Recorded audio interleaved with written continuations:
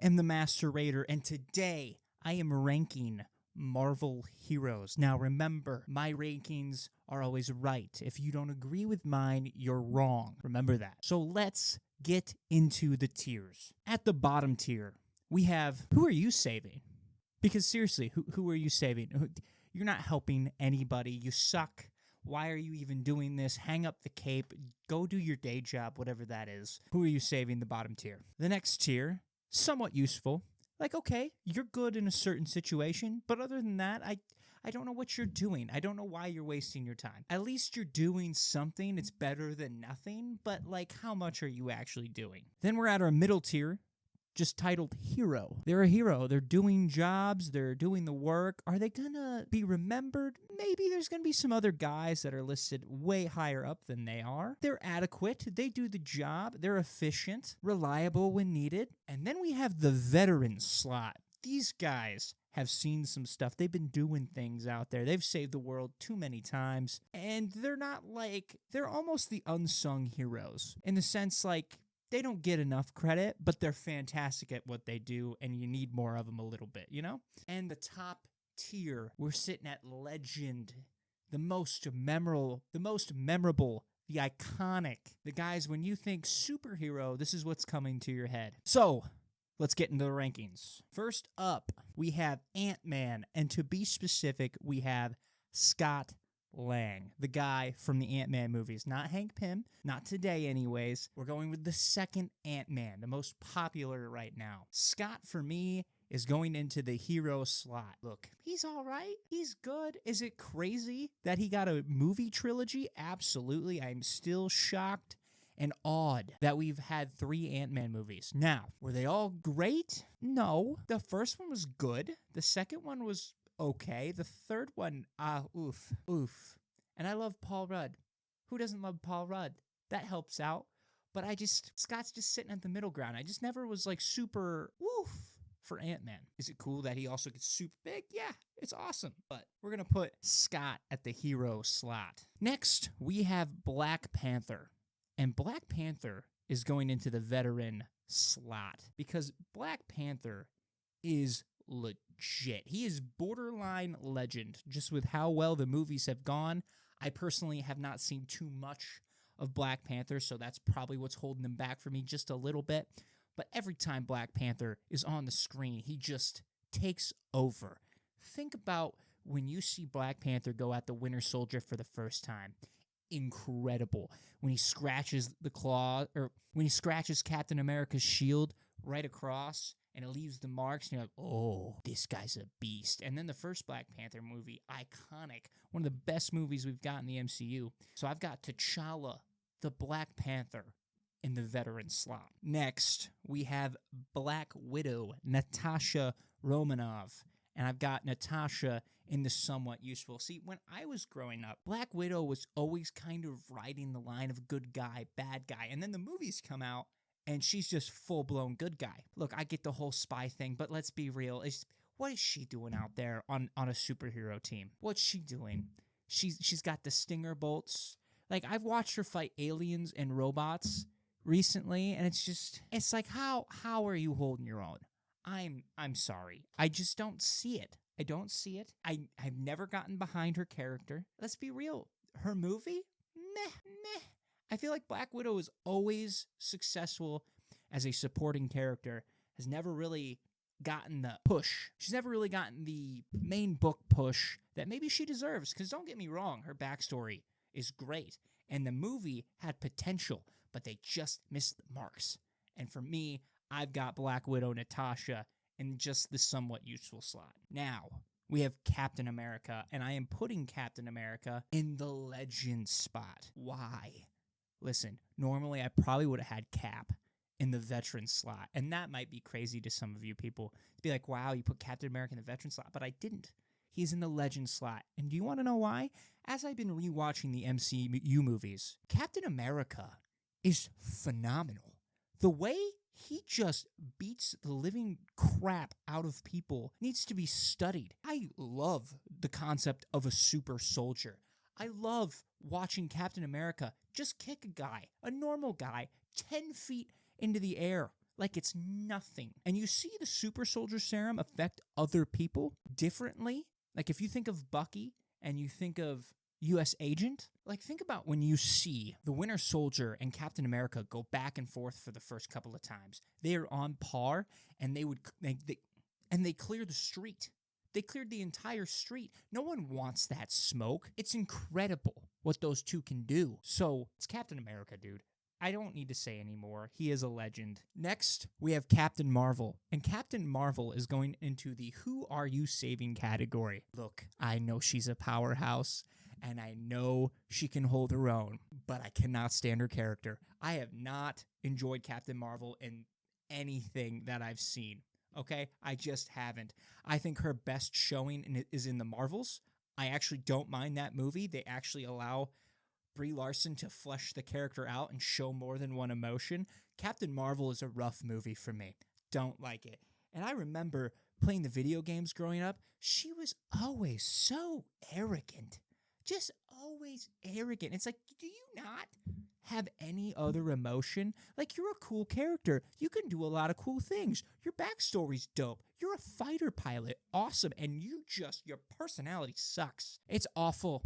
I can't get behind her. I can't do it. She's going into the Who Are You Saving category. Now we have the Sorcerer Supreme, Doctor Strange. I am putting Doctor Strange into the veteran category. For me, Doctor Strange, you don't really realize how powerful he is until you start to see him do his stuff, because he's not bragging about it by any means. And yes, he's got the title of Sorcerer Supreme, and he says Crimson Bands of Cyttorak, and does a lot of this in the movies and all that fun stuff. But the dude could take over the world if he wanted to. Honestly, I definitely think he needs to rebrand some of his moves and items just because they kind of don't roll off the tongue very well. Branding is an issue for him, and maybe just a sleeker design for modern day. But whenever Doctor Strange hits the field, you're like, ooh, something crazy is about to happen. So I've got Doctor Strange in the vet slot. Next, we have the Hulk, and when the Hulk is done right, the Hulk is sitting in the legend category. Listen, the Hulk has gotten done dirty. When we talk about movies and shows and stuff like this out of recent years, he's gotten done dirty. You go back to the '08 Incredible Hulk movie. Now, I know that is not a well-renowned movie. It is better than you remember. I'm not saying it's a 10, okay? It's a 6 at best, but it is a solid movie in the sense that they do a great job of realizing that Hulk is the Godzilla of Marvel. We want to see this man throw fists. We want a monster movie. It's just like Transformers. When you go to watch those movies, you go to watch robots fight it out and blast each other and tear each other apart. That's what we want from the Hulk. And if you look at the recent years, we get the Professor Hulk way too soon and way too fast. It feels like you just don't get to see the Hulk go off that often. Like, go look up the World Breaker Hulk. When World Breaker Hulk is around, they think he's going to destroy the planet. And it's him and Bruce align in the same ideals because the Illuminati just absolutely screw the Hulk over and he's done with it. So he comes to Earth and he could have conquered it. That's the Hulk we need. We need the Hulk that can just go toe-to-toe with anybody, doesn't care. He's throwing buildings and cars. That's what we love about the Hulk, and we just haven't gotten it. But for that reason, because this dude just keeps getting stronger and stronger and stronger the angrier he gets, I've got him in the legend category. Then we have Iron Man, who is one of my favorite heroes, and he is going into the legend slot as well. Look, before Iron Man 2008, I always thought Iron Man was okay, he's all right. After Robert Downey Jr., Iron Man is in my top 5, top 10 lists of all-time heroes. He's fantastic. I love the different suits of armor. I love his ingenuity. They did a really good job in the movie showing Tony can hold his own outside of the suit just as much as inside of the suit. When this Iron Man shares the same line with Cap in the sense of when Iron Man hits the screen, he's stealing the show. And when you have Iron Man and Captain America on the screen together, it's just magic. And I just love Iron Man so much because without Iron Man, we don't get the MCU. And the original Iron Man movie, the first one with Robert Downey Jr., one of my favorite movies of all time. Iron Man, legend. Now we have Scarlet Witch. And Scarlet Witch is going into the hero slot for me. And why? Listen, Scarlet Witch, solid character. She's actually super dope in the sense of probably stronger magically than Doctor Strange. You know, she was a mutant for a little bit, and then she's not, and I just wish she would just go back to being a mutant. It's so much easier. And now that Marvel owns the rights to the X-Men, just make her a mutant again. It makes way more sense and is way easier to follow. I also love that she's a child of Magneto, which we haven't gotten to explore that in the Marvel movies because of all the franchises not being under Disney. She's also just kind of a Looney Tune. If you think about it, she's kind of crazy a little bit. When she's not crazy, fantastic, she gets the job done, but she's a wild card. I mean, she erased mutants with one word, one phrase. But either way, she knocked them out, almost put them into extinction. She's way overpowered, and I really do like the work that they've done with her in the movies and shows. She's always rode the line between hero and villain. I prefer her as the hero rather than the villain. She's definitely got the tragic hero going for her very well. I need a little bit more from Wanda, I think, for me. So she's going into the hero slot. And next we have Spider-Man. And Spider-Man is going into the legendary slot. And do I really need to explain why Spider-Man is going into this slot? Look, Spider-Man for me is what got me into comic books. He's what got me into superhero movies. I remember being 6 years old, going to the Tobey Maguire Spider-Man movie, watching the Green Goblin terrorize New York City. And who was standing in the way of that? Spider-Man. He's one of the most relatable characters. I relate to him on a very personal note with everything that he goes through. And a lot of people can say that, blah, blah, blah, blah, blah. But I've always felt like I've had this personal connection to Spider-Man in that sense. And I always felt like I had a personal connection to Peter Parker. And now all I want is for Marvel to just let the man be happy. It's time. All right? Just let him be married to MJ. Let him go. Let him be a dad. Let him have fun. I'm so tired of down on your luck Peter Parker. He's earned it. Spider-Man in the legend category. Now we have Thor. And for me, I'm actually surprised I have this many people in this category. I am putting Thor in the legend category. And do you want to know why I have Thor in there now? Look, Thor would have been a veteran for me, but then after you read the Gore the God Butcher storyline, I'm like, okay, I see why people love Thor. This man, this god, is incredible. He is. It's a lot of fun. I've always said, and I will repeat it until I don't breathe anymore, Thor is your Lord of the Rings for Marvel. And they've never figured that out. And I think that's why Thor's been done so dirty in the Marvel universe. And not in the Marvel. That's why I think Thor has been done so dirty in the MCU. Because they just never figured out what they wanted with Thor. Here's the deal. Thor is your fantasy. He is your pure fantasy. Let him go explore the 9 realms. Yes, sometimes he's in space and that's cool, but I don't want him on Earth that much. Sure. Have him help out with the Avengers here and there. That's great. There's such a bigger world for Thor to explore outside of just Earth. And it's just a shame that we haven't been able to get the full depth of the 9 realms. But Thor is a badass. I love Thor. So Thor is going in the legend category. And finally, to end this round of characters, I have Wolverine. And Wolverine is going into the legend category because he's freaking Wolverine. Are you kidding me? Wolverine was not even an original X-Men. He debuted going up against the Hulk, and then all of a sudden they're like, you know what? Let's take Wolverine. Let's actually give him real claws that come out of his. Let's give him real claws that come out of his knuckles, and let's just put him on the X-Men, and we'll see how it goes.